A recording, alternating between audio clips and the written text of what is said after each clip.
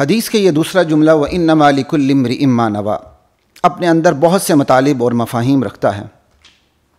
بعض مفاہیم کے حوالے سے حدیث کا یہ جملہ اپنے پہلے جملے کا نتیجہ ہے، یعنی انما الاعمال بالنیات کا نتیجہ ہے، کیونکہ انما الاعمال بالنیات میں اللہ تعالیٰ نے یہ ضابطہ بیان کر دیا اپنے نبی کریم صلی اللہ علیہ وسلم کے واسطے سے کہ بندوں کے اعمال کو بندوں کی نیتوں سے جوڑ دیا گیا ہے۔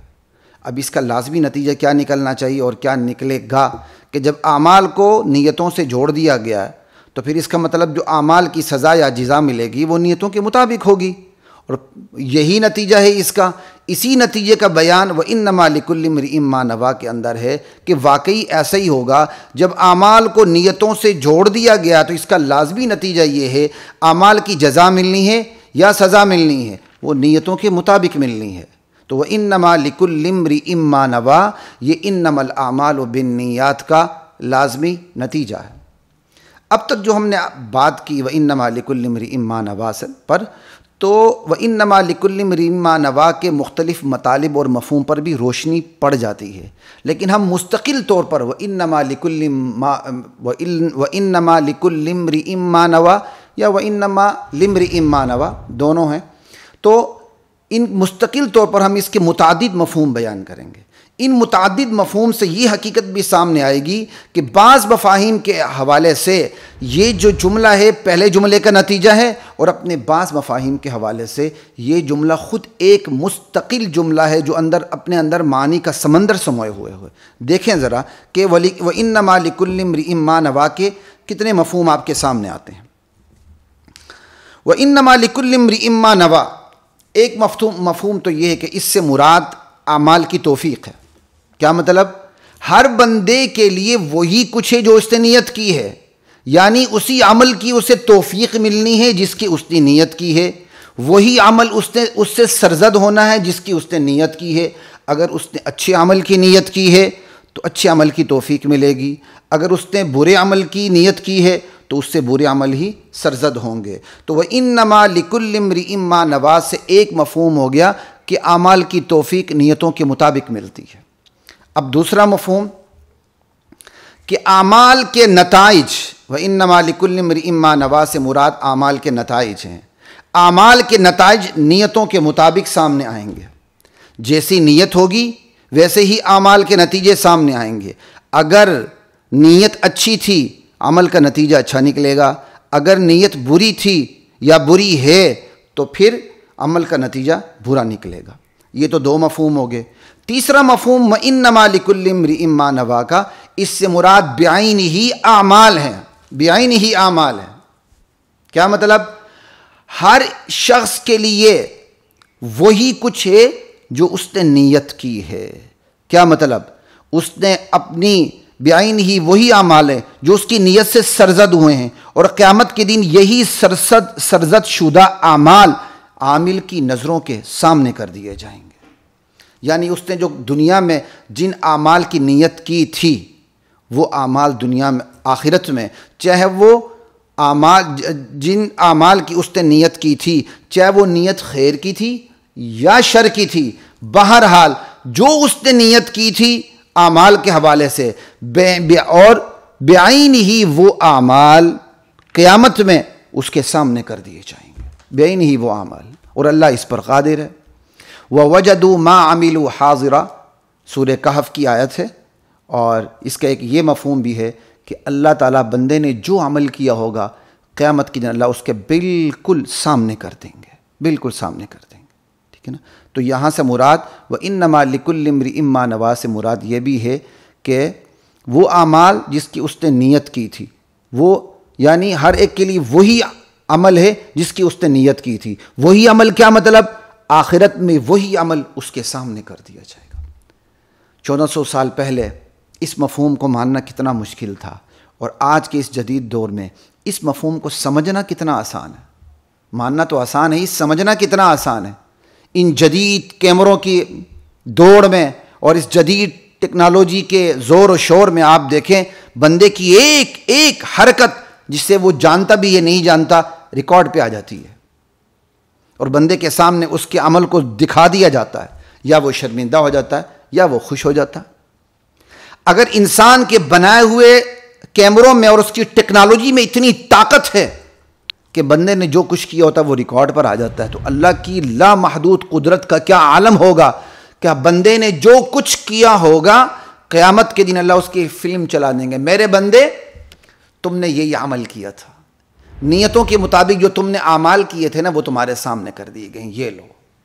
اگرچہ ہم نے شروع میں اعمال سے مراد درست اعمال ہی لی ہیں، لیکن اللہ کی قدرت ہے، اللہ تو اعمال شر کو بھی سامنے رکھ دیں گے، لیکن اس حدیث کو سامنے رکھتے ہوئے چونکہ اعمال سے مراد درست اعمال ہیں، درست اعمال کو نیتوں سے جوڑ دیا گیا ہے، کیونکہ نادرست اعمال تو نیتوں کے ساتھ ٹھیک ہو ہی نہیں سکتے، یہ خدائی ایک ضابطہ ہے۔ لیکن اللہ کو قدرت ہے، یہ الگ بات ہے جو اس حدیث کے مفہوم سے باہر ہے کہ اللہ تعالیٰ وہاں بندے نے جو کچھ کیا ہوگا برے اعمال اللہ اس کی بھی فلم چلا دیں گے۔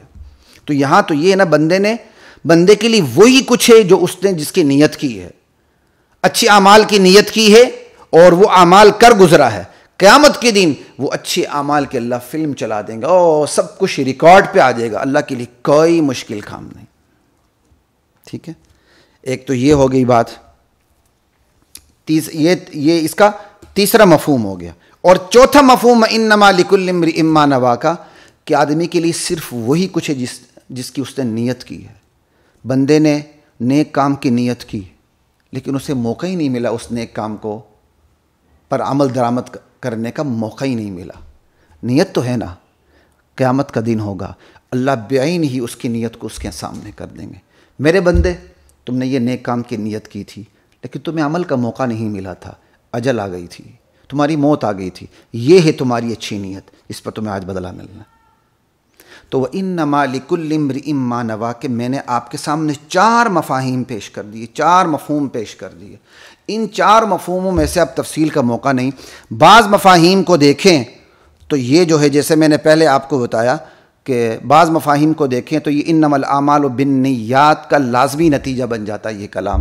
بعض مفاہیم میں اہم ترین مفہوم یہی ہے، انسان کے لیے وہی کچھ ہے جس کی اس نے نیت کی ہے، خیر کا بدلہ خیر ہے، شر کا بدلہ شر ہے۔ تو انما الاعمال بالنیات، اعمال کو نیتوں سے جوڑ دیا گیا ہے، جس کا لازمی نتیجہ یہ نکلتا ہے جب اعمال کو نیتوں سے جوڑ دیا گیا ہے تو پھر اعمال کا صلہ نیتوں کے مطابق ہوگا، تو وہی نتیجہ انما الاعمال وانما لامرئ ما نویٰ میں بیان کر دیا گیا۔ لیکن جیسے میں نے اس کے آپ کے سامنے 4 بڑے مفاہیم سامنے رکھ دیے کہ انسان کے لیے وہی کچھ ہے جس نے اس نے نیت کی ہے، نیت اگر کے مطابق عمل وقوع پذیر ہو چکا ہے، ایک نیت کے مطابق عمل کی توفیق ملے گی، ٹھیک ہے، نیت کے مطابق اس کو عمل کی توفیق ملے گی، اور نیت کے مطابق عمل کا بدلہ ملے گا، ٹھیک، اور بعین ہی اس کی نیت کو اس کے سامنے کر دیا جائے گا، بعین ہی اس کے عمل کو قیامت کے دن اس کے سامنے کر دیا جائے گا۔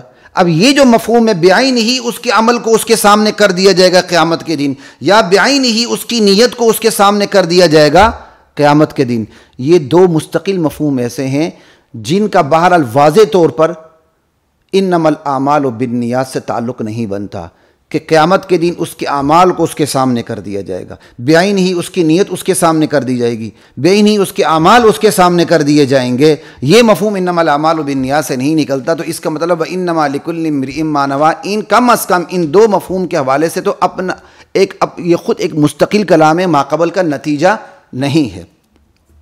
اچھا، اللہ اکبر۔ اسی طرح جو تیسرا میں نے دوسرا مفہوم بیان کیا تھا کہ اعمال کی جو توفیق ہے بندے کو ملتی ہے وہ نیتوں کے مطابق ملتی ہے۔ اچھا، آگے چلتے ہیں۔ اب اس دوسرے جملے میں جس کے میں نے 4 مفاہیم آپ کے سامنے رکھ دیے، بلکہ دونوں جملوں کے اندر انما الاعمال بالنیات اور وانما لامرئ ما نویٰ، ان دونوں جملوں میں فی الحقیقت نیت کی قیمت بتائی گئی ہے کہ نیت کو میزان، معیار، پیمانہ اور کسوٹی بنا کر پیش کیا گیا ہے، اور اسی وجہ سے چونکہ نیت کی قیمت بنائی گئی ہے تو نیت خیر اور نیت شر کی 2 قسمیں سامنے آ جاتی ہیں۔ براہ راست یہاں نیت کی قیمت بتائی گئی ہے کہ نیت کی قیمت یہ ہے کہ نیت میزان ہے، معیار ہے، کسوٹی ہے۔ جب نیت میزان اور معیار اور کسوٹی ہے تو جیسی نیت ہوگی ویسے ہی بدلہ ملے گا. تو پھر نیت حسن ہوگی یا نیت خیر ہوگی یا نیت شر ہوگی. تو نیت کو قیمت بنا کر پیش کیا گیا کہ نیت کی قیمت کیا ہے, نیت کی قیمت بتائی گئی ہے. تو اسی سے نیت کی دونوں قسمیں آ جاتی ہیں. یہی حدیث کا بنیادی مقصد ہے کہ حدیث کے ان دونوں جملوں میں, پہلے جملوں میں یہ کہا گیا اعمال کو نیتوں کے ساتھ جوڑ دیا گیا, اور دوسرے جملے میں نیت کی قیمت بتائی گئی کہ نیت کی قیمت کیا ہے. حدیث کے جو یہ دونوں جملے, ان کی تشریح جو میں نے آپ کے سامنے رکھی ہے کہ اعمال کو نیتوں سے جوڑ دیا گیا ہے, اعمال کی توفیق نیتوں کے مطابق ملتی ہے, بعین ہی اعمال کل قیامت کے دن سامنے کر دیے جائیں گے, اعمال کے نتائج بھی سامنے کر دیے جائیں گے, جو نیت کی عمل کا موقع پیش نہیں آیا وہ بھی سامنے کر دیے جائیں گے. ٹھیک ہے, یہی اس حدیث کا مقصد ہے بنیادی طور پر. حدیث کے اس بنیادی مقصد کو نظر انداز کرتے ہوئے اس بحث میں الجھنا کہ نیت کے بغیر عمل درست ہوگا یا نہیں, یا نیت کے بغیر ثواب ملے گا یا نہیں, بہرحال یہ فقہی مسائل میں شدت, غلو اور مبالغے کی عبرتناک مثال ہے, قابل افسوس مثال ہے, بلکہ میں سمجھتا ہوں قابل مواخذہ مثال ہے. ہم اس میں الجھ جاتے ہیں. میں فقہی مباحث کا انکار نہیں کر رہا ہوں, الحمدللہ, اللہ کا شکر ہے. وَأَمَّا بِنِعْمَةِ رَبِّكَ فَحَدِّثْ کے تحت کہہ رہا ہوں, ادراک بھی رکھتا ہوں, اللہ کا شکر ہے جتنا اللہ تعالیٰ نے مجھے, جتنی اللہ نے استطاعت دی ہے. لیکن بتانا یہ چاہتا ہوں کہ حدیث کے بنیادی مقصد کو نظر انداز کرتے ہوئے, یہ نظر انداز کرتے ہوئے آپ نے فوکس کرنا ہے. حدیث کے بنیادی مقصد کو نظر انداز کرتے ہوئے حدیث کا بنیادی مقصد یہ بنا لینا کہ نیت کے بغیر عمل کریں تو وہ درست ہوتا ہے کہ نہیں, نیت کے بغیر اگر عمل کریں تو اس پہ ثواب ملتا ہے کہ نہیں, صحت مقدر نکالنا, ثواب مقدر نکالنا. اور حدیث کا بنیادی مقصد, چاہے میں اور آپ زبان سے کہیں نہ کہیں, عملی طور پر یہی سامنے بنا کر پیش کرنا. بہرحال یہ فقہی مسائل میں شدت, غلو اور مبالغے کی بدترین مثال ہے جس میں ہم مبتلا ہیں. اجتہادی مسائل میں شدت کی یہی بے برکتی ہوتی ہے. اہم مسائل غیر اہم ہو جاتے ہیں, غیر اہم مسائل اہم ہو جاتے ہیں. جو مسئلہ مقصود اور مطلوب نہیں ہوتا وہ علماء اور طلباء کے سامنے اور ان کے ذریعے عوام کے سامنے مطلوب اور مقصود بن کے سامنے آتا ہے, اور جو بات غیر مقصود اور غیر مطلوب ہوتی ہے وہ مقصود اور مطلوب بن کے سامنے آتی ہے. اہم بات غیر اہم ہو جاتی ہے اور غیر اہم بات اہم ہو جاتی ہے, اور اس میں سب سے زیادہ قصور ہماری برادری کا ہے, ہم اس میں شریک ہیں, ہم علماء, ہم طلباء. لا الہ الا اللہ واللہ اکبر.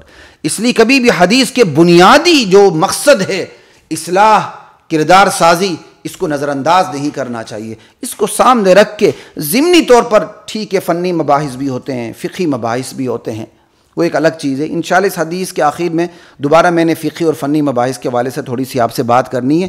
یہاں اتنی ہی بات کافی ہے.